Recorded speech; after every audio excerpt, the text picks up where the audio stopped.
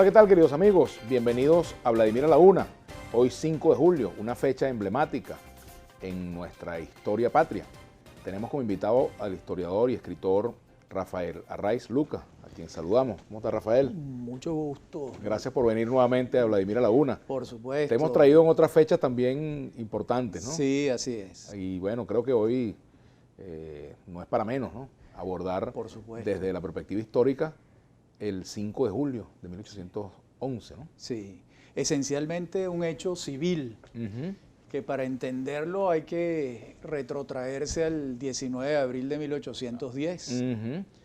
Y a su vez el 19 de abril de 1810 es una consecuencia de los sucesos de Bayona de 1808, cuando se crea un vacío de poder y Napoleón Bonaparte corona a su hermano, José. a José, también conocido como Pepe Botella. Y el 19 de abril comienza ese proceso que un año y 3 meses después culmina el 5 de julio con la creación de la República de Venezuela. A mí me gusta más la afirmación positiva del hecho. La fundación de la República me parece más elocuente que la independencia. Que la declaración de la independencia. Que la declaración. Sí, porque realmente ese es el día en que nace la República como tal. Ese es el día en que nace la República. El Día Nacional de Venezuela. Exactamente. Entonces, siempre surge la pregunta, bueno, entonces, ¿qué celebramos el 19 de abril? El 19 de abril nos dimos por primera vez un gobierno propio. Así es. Eso es importante tenerlo claro. Y además pudiéramos decir que ese fue el día en que hubo el primer referéndum revocatorio que en Venezuela. Así es. Si al caso vamos, ¿no? En la hoy en día Plaza Bolívar, entonces en la Plaza Mayor de Caracas, cuando el pueblo le dijo no a Emparan y se constituye un gobierno, pero no ha nacido la República. Así es. Ese gobierno le encarga a Juan Germán Rocio, que es el personaje central de todos estos hechos, que redacte un estatuto electoral para que se elijan unos diputados a lo largo de en las otras provincias, porque esto ha sido una decisión del cabildo caraqueño. Así es. ¿Qué pasa con los otros cabildos? Pues esas otras provincias eligen a un conjunto de diputados y se forma en marzo de 1811 un congreso que todavía no ha decidido ser república. De ese congreso forma parte un hombre muy importante en este proceso, que es Francisco de Miranda, era diputado por el PAO. Bolívar no formó parte de ese congreso. Ese congreso comienza a reunirse y se trata de pasar de la Junta Conservadora de los Derechos de Fernando VII, que es lo que se decide el 19 de abril de 1810, a la decisión de fundar una república absolutamente autónoma e independiente. Y eso es lo que finalmente ocurre el 5 de julio. De nuevo, Rocio es el redactor del Acta de la Independencia. Y mucha gente pregunta, bueno, ¿por qué siempre Rocio? Bueno, porque Rocio es un abogado ilustre, egresado de la Universidad de Caracas, es el abogado del proceso, es el que conoce el tema civil a fondo. Y una vez creada esa república del 5 de julio de 1811, se le encarga a Rocio, a Ustariz y a Isnardi la redacción de la primera Constitución de Venezuela, que se aprueba en diciembre de 1811, el 21 de diciembre. Es interesante ese aspecto porque comenzamos a ver algo que quizás la historiografía durante muchos años, no en este periodo, sino durante muchos años, ha minimizado, que es el rol de lo civil en el proceso independentista. Se ha dado una gran relevancia al hecho militar. Obviamente hubo batallas, ¿no? Por supuesto. Pero en medio de las batallas había una sociedad de civiles, pues. Claro, es que los que crean la república en su primer momento son los civiles. Fíjate que todo esto que hemos relatado, no hay una batalla y en consecuencia no hay un militar. ¿Cuándo empieza el tema militar? Cuando desembarca Domingo de Monteverde en 1812. Tiempo después, meses después de lo que estamos hablando. Y entonces el signo de esa república pasa de ser civil a militar. Ahora, en ese interín entre el 5 de julio de 1811 y la llegada de Monteverde en 1812, ¿qué pasa en Venezuela? Bueno, se está constituyendo la república, hay un triunvirato gobernando, Cristóbal Mendoza, Juan Escalona, Baltasar Padrón, y Rocio, Isnardi y Ustariz están redactando una constitución, que es la Constitución Federal. Ahí hay que aclarar otra cosa.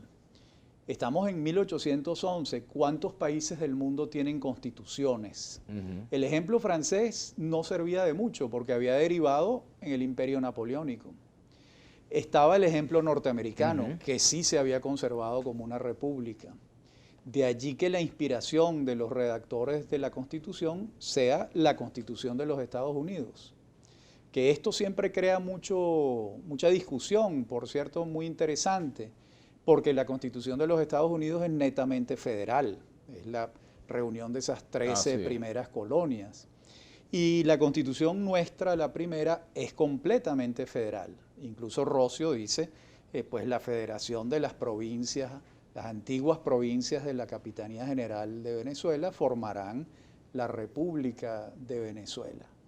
Claro, esa Constitución tiene muy poca vigencia porque entra en vigencia en diciembre del 11 y esa república se pierde el 31 de julio de 1812, o sea que tiene una vigencia de 6 meses. Saltando muchos años, Rafael, saltando muchos años, porque es bueno ver la historia desde la perspectiva actual también. Claro.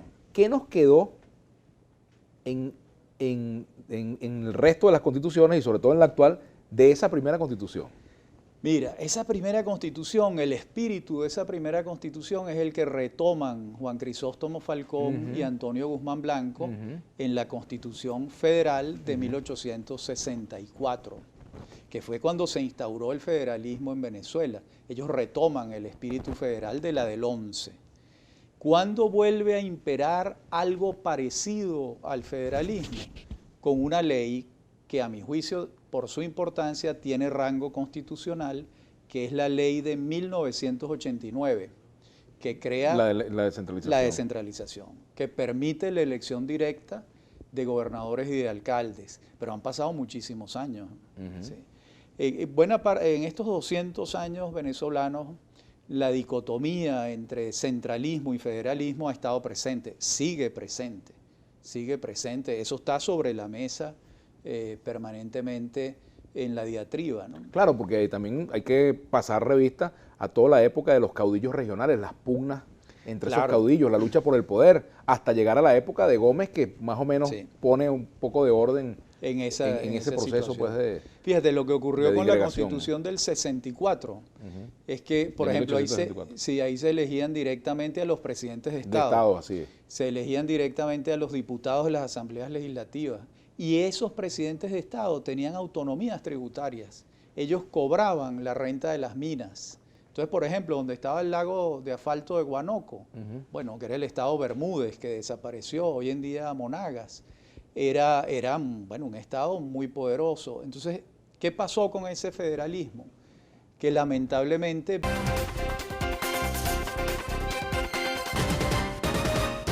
Bueno, continuamos acá en Vladimir a la Una con Rafael Arraiz Luca, historiador, escritor, evaluando un poco el impacto del 5 de julio de 1811 en toda nuestra historia. Sí. Es interesante evaluar, con el devenir de los años también, el rol de los congresos a partir de allí.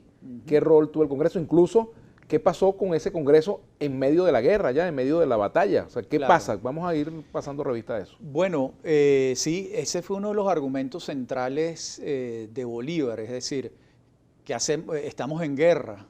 La República, más que deliberativa, tiene que centralizar el mando en una persona y él proponía que fuese él. Eso es lo que él propone en el Manifiesto de Cartagena en 1812. Pero del 12 al 19, que es cuando se redacta otra constitución, esos son años muy accidentados, donde se pierden, se ganan batallas. Bolívar y los suyos van al exilio. Recordemos que en el 15 desembarca Pablo Morillo con un ejército de 12.000 hombres. Y el proyecto de la República fracasa. Claro, queda la capitulación. Totalmente, ¿no? Entonces, después es que se retoma el tema constitucional y Bolívar reúne el Congreso de Angostura en el 19. Hay que recordar algo. Mientras Bolívar... En ese Congreso de Angostura hay actores del Congreso de 1811. Sí, estaba Rocio. Estaba Rocio, por ejemplo, ¿no? Y estaban algunos otros que en este momento no recuerdo. Rocio era el más destacado. Ahora, ese Congreso está en Angostura, pero todo el centro norte del país y oriente y occidente está en manos de los españoles. Es decir, eso se está dando allí. Congreso en resistencia. Digamos. De resistencia, exactamente.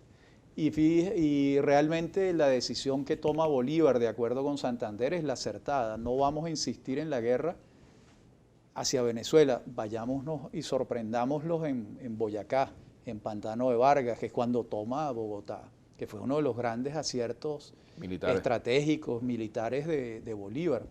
Porque cuando toma Bogotá, el virrey Sámano, que era como se apellidaba, se va a Cartagena y deja los tesoros del virreinato allí.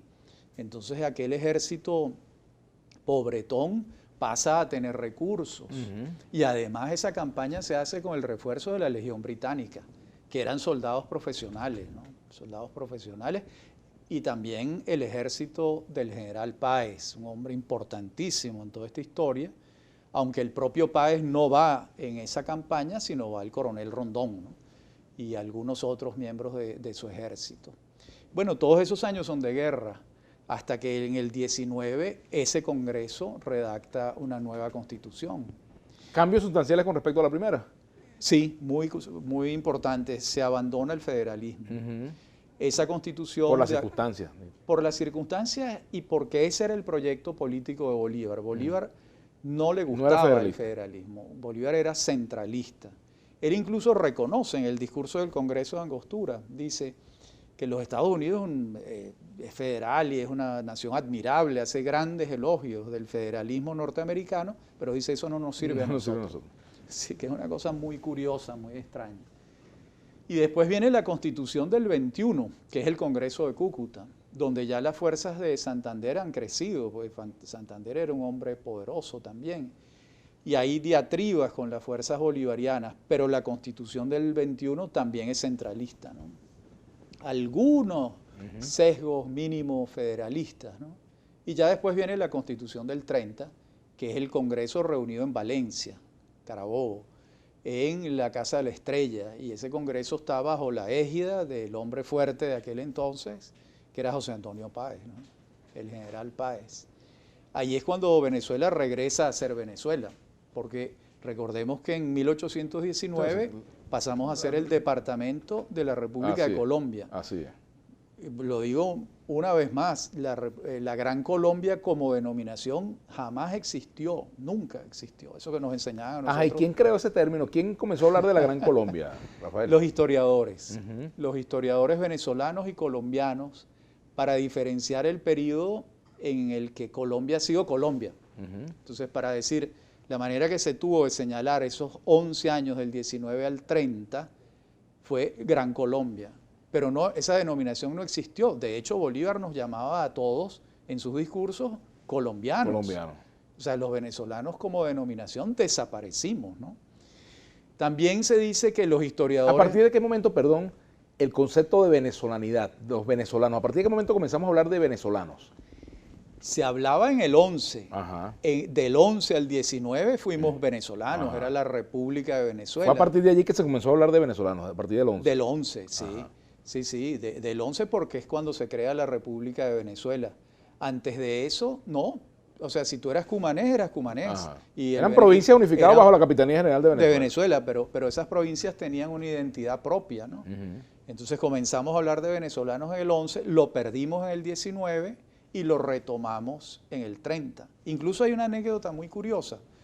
José Tadeo Monagas, por ahí en 1840 y algo, Colombia retoma el nombre de Colombia, porque cuando se deshace la República de Colombia, Colombia pasa a llamarse la República de Nueva Granada. Y ellos, unos años después, deciden llamarse Colombia. Y José Tadeo reclama, dice, eso no puede ser porque ese nombre es nuestro. Pero ya nosotros nos llamábamos la República de Venezuela, ¿no? Fíjate qué curiosidad, ¿no? Sí, son unos hechos anecdóticos, simpáticos, pues. Ahora, ¿por qué la historiografía nacional le da mayor peso a lo militar frente a lo civil? ¿Por qué se minimiza? No digo ahorita, me refiero... De siempre. Bueno, de lo que nosotros vimos en la escuela, pues. Por supuesto. Si realmente el chavismo lo que ha hecho con eso es retomar las líneas más tradicionales, más militaristas de la historia de Venezuela. Eso es lo que ha pasado. Eso que tú estás diciendo es exactamente así. Esa exaltación de lo militar comienza en el siglo XIX. ¿Cuándo comienza el mito de Bolívar? Con Guzmán Blanco, ¿verdad? Y con el libro de Eduardo Blanco, Venezuela Heroica, ¿no? que es una epopeya militar. Ahora, tu pregunta, ¿por qué ese signo militar? Bueno, porque esa república civil, que no ha podido constituirse civilmente, quienes finalmente la instauran son los militares. Entonces esos militares vencedores en la batalla de Carabobo, en la batalla de Maracaibo en 1823, cuando recrean la República de Venezuela en Valencia, son los militares acreedores de la Guerra de la Independencia. ¿Quiénes son? Páez en primer lugar, Carlos Sublet, Santiago Mariño, los hermanos Monagas y una lista larga. Y esos acreedores militares van a gobernar a Venezuela desde el 30 hasta 1857. O sea, son muchos años, casi 30 años, ¿no? Bueno, y si sumamos, imagínate. Bueno, no, si sumamos, el militarismo ha sido el signo de nuestra república. Una curiosidad que tengo, ya que tú señalabas pues que hubo un momento en que el Congreso dejó de tener pertinencia frente al hecho militar, ¿no? Sí. Digamos, me gustaría que en la próxima parte habláramos un poco de Bolívar y el Congreso. Vale. ¿Cómo pensaba Bolívar que debía ser el Congreso y el rol del Ejecutivo frente al Congreso, el Congreso y el Ejecutivo?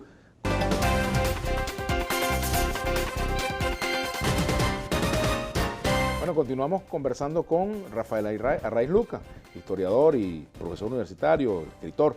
Tú me decías en la pausa que esta acta de independencia del 5 de julio de 1811 estuvo perdido un tiempo, ¿no? Muchos años, y se encontró en un escaparate en Valencia. Francisco González Guinán. Los muchachos preguntan qué es un escaparate, lo que no sepan. Se les cae la cédula a cualquiera. Un armario.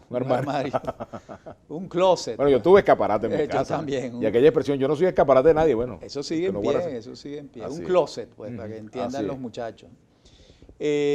¿Por qué se perdió? Bueno, porque en una de esas de la guerra se traspapeló el acta, pasó 80 años perdida y se consiguió intacta en Valencia, y en eso tuvo mucho que ver Francisco González Guinán, el gran historiador.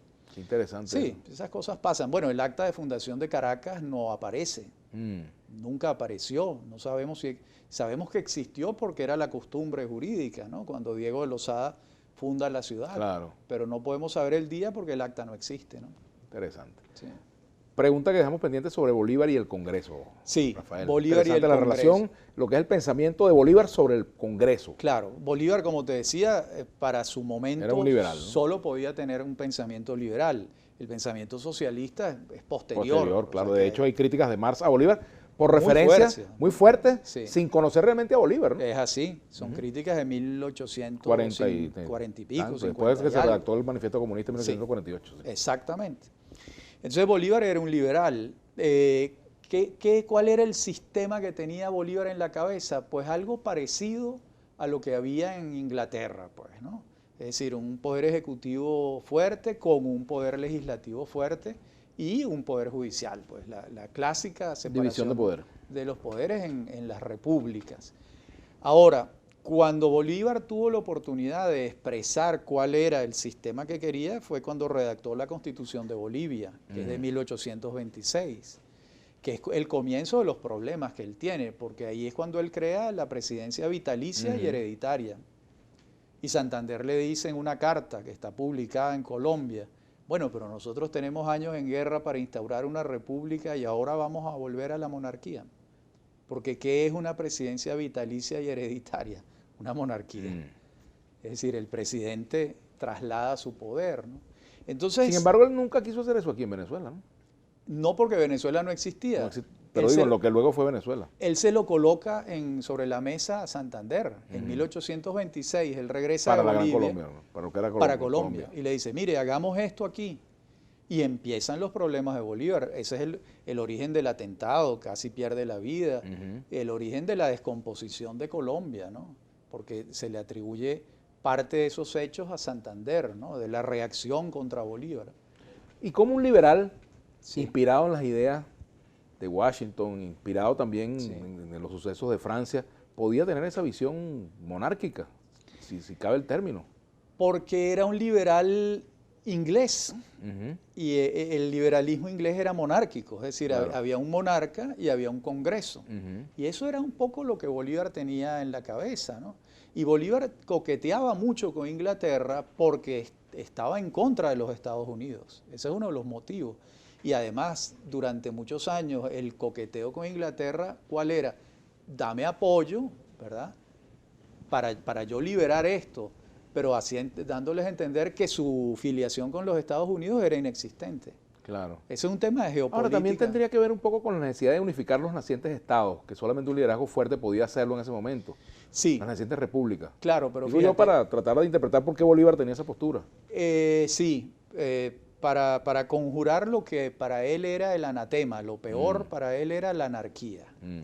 Y eso también te da pie a pensar, bueno, pero no estarás confundiendo la anarquía con la democracia. No estarás confundiendo la anarquía con el disentimiento, con la diversidad de opiniones.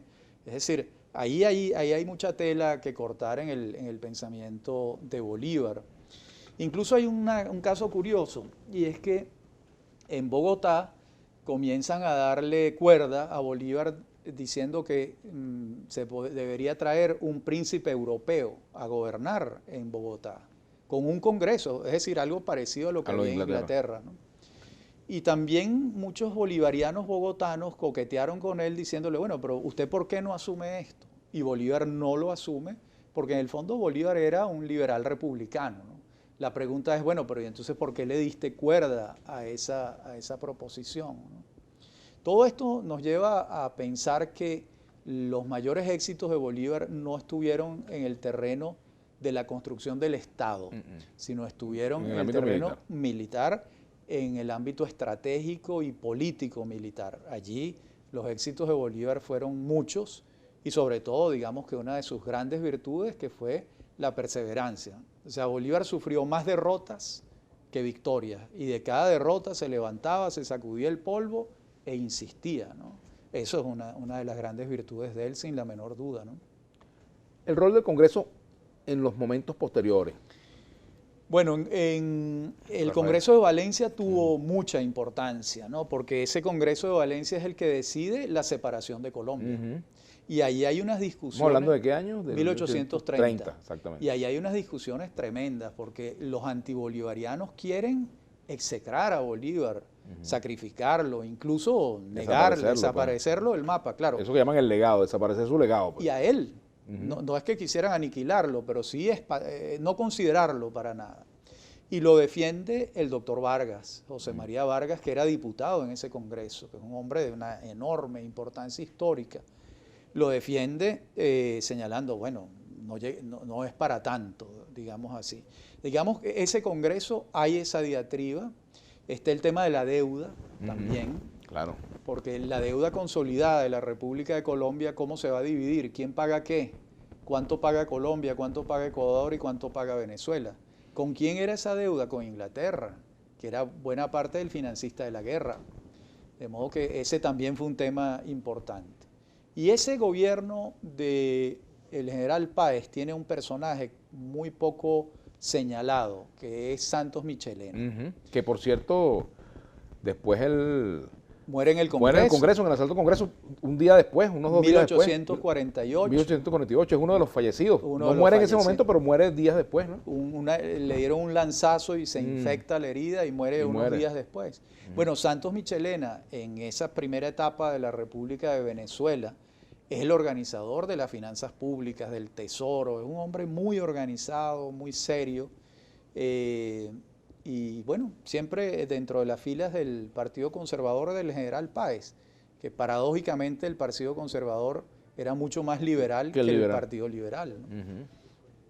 Por cierto, hablando de ese episodio, a propósito de lo que ha pasado, pues que unos individuos atacaron la Asamblea Nacional hoy, hablemos un poco de ese asalto al Congreso de 1848. Eso es una vergüenza protagonizada por José Tadeo Monagas, porque él es el que entra al Congreso con sus huestes y lo deshacen. Es el encuentro de la barbarie armada con la civilidad reunida en un Congreso. Ese es un episodio tristísimo de la historia de Venezuela, donde muere nada menos que Santos Michelena. Y allí comienzan buena parte de las desgracias de la Venezuela de entonces, ¿no? Porque el Monagato, las presidencias de José Tadeo y José Gregorio, no fueron miel sobre hojuelas.